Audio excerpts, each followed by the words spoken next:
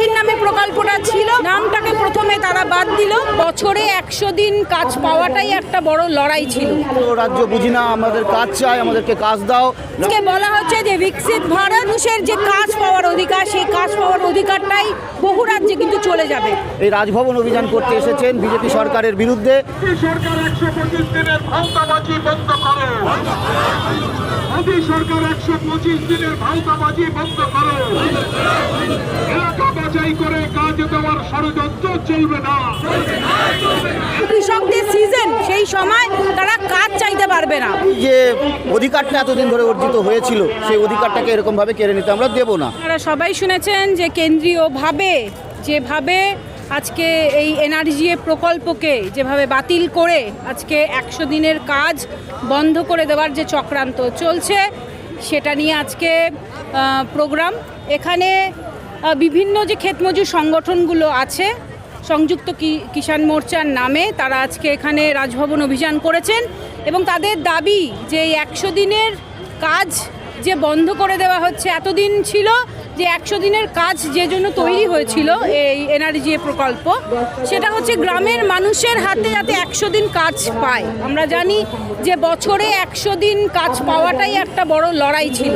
দীর্ঘদিন এই কৃষক সংগঠনগুলোর পক্ষ থেকে, ক্ষেতমজুর সংগঠনগুলোর পক্ষ থেকে 200 দিন কাজ এবং 600 টাকা মজুরির দাবিতে তারা লড়াই চালাচ্ছিল। আজকে হঠাৎ করে দেখা যাচ্ছে যে পার্লামেন্টে দাঁড়িয়ে আজকে এই প্রকল্পটাকে বন্ধ করে দেওয়া হচ্ছে।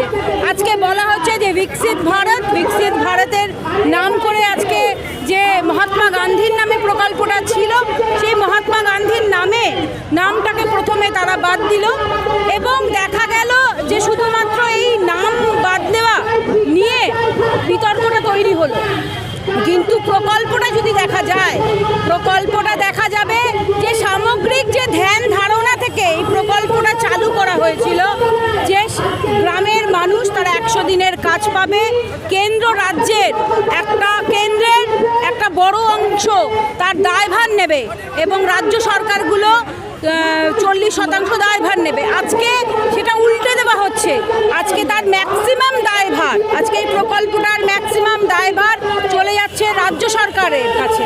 আজকে আমরা জানি বহু রাজ্য সরকার, ধরুন উত্তরপ্রদেশের মতন রাজ্য সরকার, যেখানে এই প্রকল্পটা এনআরজিএ প্রকল্পটাই ঠিকভাবে চালু হতো না, সেখানে আমরা দেখব যে আজকে যখন রাজ্যকে দায়িত্ব নিতে বলা হচ্ছে, তখন এই প্রকল্পটাকে আসলে মানুষের যে কাজ পাওয়ার অধিকার, সেই কাজ পাওয়ার অধিকারটাই বহু রাজ্যে কিন্তু চলে যাবে।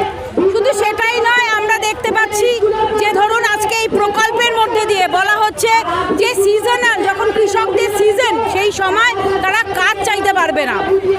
কোনো প্রকল্প ভারতবর্ষের আজ পর্যন্ত আমরা দেখিনি যে সেখানে কাজ না পাওয়ার জন্য কোনো প্রকল্প চালু করা হচ্ছে। আজকে ভারতবর্ষে এই প্রথম যেখানে বলা হচ্ছে যে তারা কাজ পাবে না, এই কয়েক মাস তারা কাজ দাবি করতে পারবে না। আমরা মনে করি এই যে ভাবে এই প্রকল্পটাকে চালু করা হচ্ছে এবং কোনো রকম ভাবে এটা নিয়ে বিতর্ক করা হবে পার্লামেন্টে, তার কোনো সুযোগ, সেই সুযোগ আমরা দেখলাম যে পার্লামেন্টে সেই সুযোগ দেওয়া হলো না। আজকে আমরা দেখেছি যে পার্লামেন্টের বাইরে দাঁড়িয়ে বিভিন্ন বিরোধী দলের নেতারা আছেন, তারা আজকে পার্লামেন্টের বাইরে দাঁড়িয়ে লড়াই করছেন। আজকে পার্লামেন্টের বাইরে যেরকম লড়াই হচ্ছে, রাস্তায় আজকে ক্ষেতমজুররা বিভিন্ন জেলা থেকে আজকে উপস্থিত হয়েছেন কলকাতার বুকে এবং তারা আজকে ভারতবর্ষের বিভিন্ন রাজ্যে আজকে প্রোটেস্ট চলছে। আমরা কলকাতাতেও আজকে এই প্রোটেস্ট দেখতে পাচ্ছি এবং বিভিন্ন গ্রামাঞ্চলে, বর্ধমান, হুগলি থেকে শুরু করে আজকে দক্ষিণবঙ্গের বিভিন্ন জেলা থেকে, উত্তর 24 পরগনা, দক্ষিণ 24 পরগনা, বর্ধমান, এই সব জেলা থেকে আজকে মানুষ এসে উপস্থিত হয়েছে 100 দিনের কাজের দাবিতে। আজকে মূলত এই যে গ্রামীণ কর্মনিশ্চয়তার যে আইনটা ছিল, সেই আইনটাকে পুরোপুরি বদলে দিয়ে, সরিয়ে দিয়ে এখন যে নতুন এমন একটা আইন আনছে, যে আইনের মধ্যে দিয়ে আসলে গ্রামীণ মানুষের কর্মনিশ্চয়তার যে আইনি অধিকারটা ছিল, সেই অধিকারটাকে বিজেপি সরকার কেড়ে নিতে চাইছে, তার বিরুদ্ধে। এবং পশ্চিমবাংলার নির্দিষ্ট পরিস্থিতিতে সেখানটাতে গত 4 বছর ধরে প্রায় এই 100 দিনের কাজের পুরোটাই বন্ধ করে দিয়েছে কেন্দ্রের সরকার এবং রাজ্যেরও একটা ব্যাপক দুর্নীতি সেটার পেছনে আছে। তো সেই জায়গা থেকে গ্রামাঞ্চলে ব্যাপক পরিমাণে প্রচার চালিয়ে গ্রামের যে শ্রমজীবী মানুষেরা তারা এসেছেন, এই রাজভবন অভিযান করতে এসেছেন বিজেপি সরকারের বিরুদ্ধে, এবং এই কথা বলতে এসেছেন যে কেন্দ্র রাজ্য বুঝি না, আমাদের কাজ চাই, আমাদেরকে কাজ দাও, গ্রামাঞ্চলে কাজের ব্যাপক সংকট, সেটাকে আরও বাড়িও না, এবং এই যে অধিকারটা এতদিন ধরে অর্জিত হয়েছিল সেই অধিকারটাকে এরকমভাবে কেড়ে নিতে আমরা দেব না। এই কথা বলেই গ্রামাঞ্চলের ব্যাপক খেতে খাওয়া মানুষেরা তারা আজকে এখানে জমায়েত হয়েছে।